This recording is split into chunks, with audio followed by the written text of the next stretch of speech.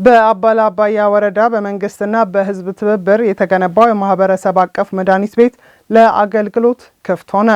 መድኃኒት ቤቱ አገልግሎት መስጠት መጀመሩ የአካባቢው ነዋሪዎች ከእንግልትና ከፍተኛ ወጪ ከማዳን ባለፈ አዲስ የስራ ዕድል መፍጠሩ ተመላክቷል። መሰዊያ ህዝቅኤል ዝርዝር አላት።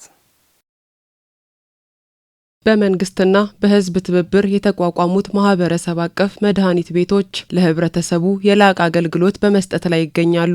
ይህም ህብረተሰቡ ደህንነቱና ጥራቱ የተጠበቀ መድኃኒት በአነስተኛ ዋጋ እንዲያገኝ ትልቅ እገዛ እያደረገ ነው። በወላይታ ዞንም በያዝነው በጀት ዓመት ብቻ በርካታ ማህበረሰብ አቀፍ መድኃኒት ቤቶች ተገንብተው ለአገልግሎት ክፍት ሆነዋል። የዚህ አገልግሎት ተጠቃሚ ከሆኑት አካባቢዎች መካከል የአባላባያ ወረዳ አንዱ ሲሆን ነዋሪዎች ቀደም ሲል ማህበረሰብ አቀፍ መድኃኒት ቤት ባለመኖሩ ለከፍተኛ እንግልትና ወጪ ይዳረጉ እንደነበር አስታውሰዋል። አሁን ላይ ግን መድኃኒት ቤቱ በመከፈቱ ጥራቱን የጠበቀ መድኃኒት በተመጣጣኝ ዋጋና በፈለጉት ጊዜ ማግኘት መቻላቸውን ገልጸዋል።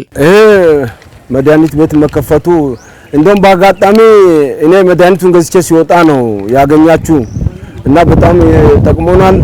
ከዚህ በፊት ይሄ መድኃኒት ቤት ከመከፈቱ በፊት የህዝብ መድኃኒት ቤት ከመከፈቱ በፊት በጣም ስንቸገር ነበርን።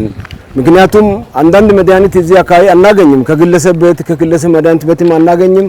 እንደገና በዛ እጦት እስከ ሁምቦ እስከ ሶዶ ከተማ ወጪ አውጥተን ስንል ነበር። አሁን በቅርብ ጊዜ 1-2 ወር ይሆናል ይሄ መድኃኒት ቤት ከተከፈተ ጊዜ ጀምሮ በጣም ተሻሽሎ ተደርጎልናል። እግዚአብሔር ይመስገን። ከዚህ ቀደም ስንታመም ወደ ጤና ጣቢያ ሄደን መድኃኒት ስታዘዝልን ከግል መድኃኒት ቤቶች በውድ ዋጋ እየገዛን ስንጎዳ ነበር። እግዚአብሔር ይስጣቸው። አሁን ይህ ማህበረሰብ አቀፍ መድኃኒት ቤት ከተከፈተ ጀምሮ አርፈናል።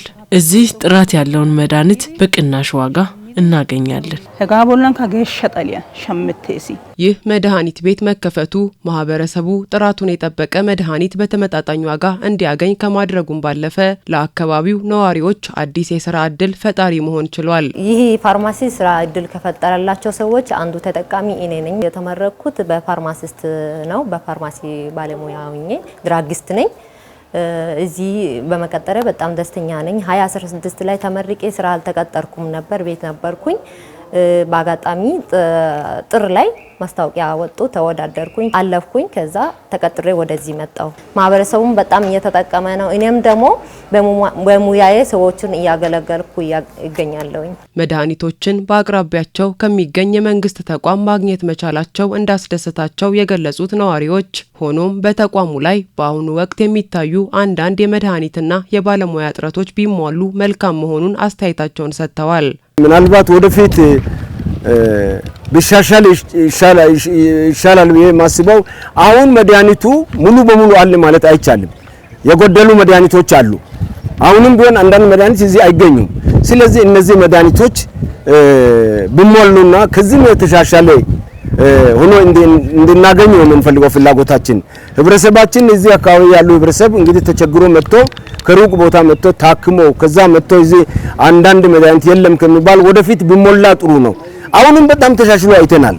የማህበረሰብ አቀፍ መድኃኒት ቤት ከመከፈቱ በፊት ይታይ የነበረው መጉላላት በእጅጉ መቀነሱን የአባላባያ ወረዳ ጤና ጽሕፈት ቤት ኃላፊ አቶ ድርሻው ጥላሁን ተናግረዋል። ኃላፊው አያይዘውም በተቋሙ የሚስተዋለውን የመድኃኒት እጥረት ለመቅረፍ በትኩረት እየተሰራ መሆኑን ገልጸዋል።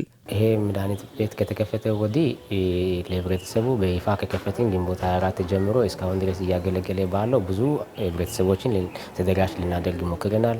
በዚህ ውስጥም ጤና ተቋም ላይ ፕሪስክራይብ ተደርጎ ወደዚህ የተጻፈ መድኃኒቶችን አብዛኞችን ህብረተሰቡ በጥራትና በኳሊቲ ዋጋውም ደግሞ ተመጣጣኝ በሆነ አገልግሎት እንዲያገኙ ምቹ አጋጣሚዎችን ፈጥረን ህብረተሰቡ እየተጠቀመ ነው። መድኃኒት ጉድለቶችን እኛ ያው የመጀመሪያ ዙር መድኃኒት ነው ያስገባነው እስካሁን ድረስ። ሁለተኛ ዙር፣ ሶስተኛ ዙር መድኃኒቶችን ለማስገባት ገና መጠየቅ እያስተካከልን ነው።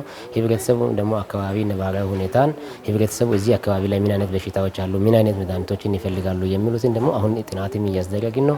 በዛ መሰረት ደግሞ ድጋሚ የመድኃኒት ግዢዎችን እንፈጽማለን። በቅርቡ ህብረተሰቡ እያነሱ ያሉት አንዳንድ መድኃኒቶች አሉ። እነሱን ለመግዛት ማቅረብ የምንችላቸውን መድኃኒት እናቀርባለን። የባለሙያ እጥረትን ለመቅረፍ ተጨማሪ የሰው ኃይል ለማሰማራት የተሰሩ ስራዎች መጠናቀቃቸውን የገለጹት ኃላፊው ችግሩ በቅርቡ ሙሉ በሙሉ እንደሚቀረፍም አስታውቀዋል። አሁን ላይ ደግሞ የባለሙያ እጥረት አለን እውነት ነው። አሁን ግን ቅጥሩን ፈጽመናል። ሁሉንም ባለሙያ በ24 ሰዓት አገልግሎት ለመስጠት ቀጣይ ሰኞ ይሄ አገልግሎቱ 24 ሰዓት አገልግሎት በመድኃኒቱ ይሰጣል። 24 ሰዓት ምንም አይነት መንጠባጠብ ሳይኖር ለህብረተሰባችን ክፍት አድርገን 24 ሰዓት አገልግሎት እንደምንሰጥ የባለሙያ ቅጥር ፈጽመን ጨርሰናል። በቅርቡ ያው ክፍት አድርገን አገልግሎት መስጠት እንጀምራለን። ጥራታቸውን የጠበቁ መድኃኒቶችን በተመጣጣኝ ዋጋ ለማህበረሰቡ ለማቅረብ የሚከናወኑ ተግባራት አሁንም ተጠናክረው የሚቀጥሉ ሲሆን በወረዳው በ2019 ዓመተ ምህረት ተጨማሪ ማህበረሰብ አቀፍ መድኃኒት ቤት ለመገንባት በዝግጅት ላይ እንደሚገኝ ተጠቁሟል።